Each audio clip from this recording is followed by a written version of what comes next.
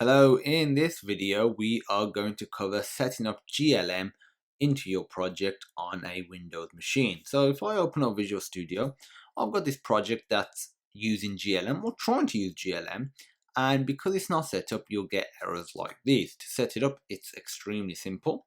Just open up a web browser, just Google GLM. There will be a link in the description as well to the GLM website. Go to this link right here. Go to downloads, not release notes, downloads.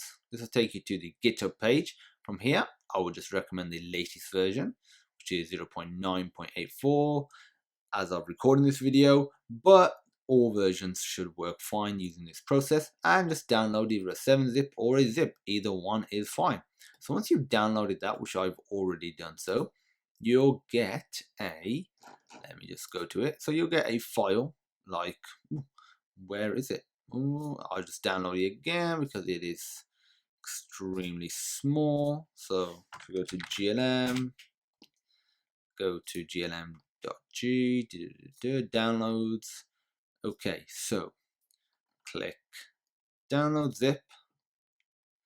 Okay, this will be done within a few seconds, and now just going to be extracting this once it's done. Okay, so just extract it using whatever tool you want. I'm using WinRAR. You can use 7-zip, you can use something else, it does not really matter.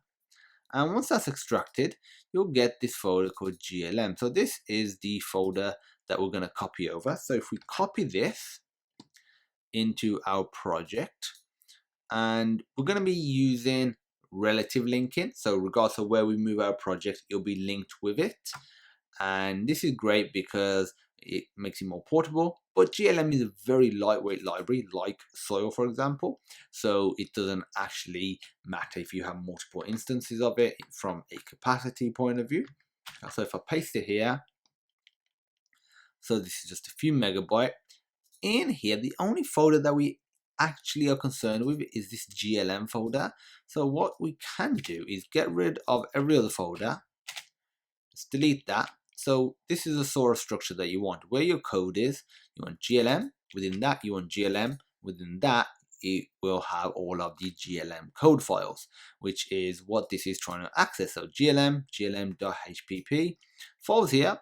The reason it's still giving me red, and the reason I won't be able to build is because I haven't linked it up to my project. To do that, right click your project, go to properties, go to C++ general, and go to additional include directories. Click the drop down, click edit, and now click new. Type in, you can either do the three dots, but the problem with the three dots is it absolutely links it, and if you're doing absolute linking, there's no point putting it with your project. You'll put it in just some sort of one global directory like in your C drive for example, where you can just access it. You can do that method as well. The process is the same way that you've done for anything else. So if you do dollar open brackets solution dir, and this just refers to the solution directory, and that happens to be where this .sln file is. So we need to go into OpenGL _ Visual Studio to save some time. I'm going to copy this name. So we're going into there.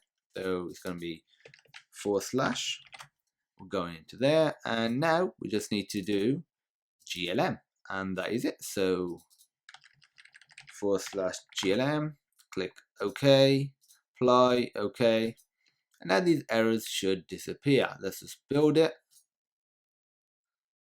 And as you can see, build is successful and the errors have disappeared. So if we were to do hash include angle brackets indicating it's a library file, GLM /, we get all of the files that were within that folder. And if we wanted to use them, for example, you just do GLM : GLM is the namespace, so you could do using namespace GLM, for example, and that's it for setting up GLM on a Windows machine. If you have any questions, feel free to post them on our educational platform, sonarlearning.co.uk.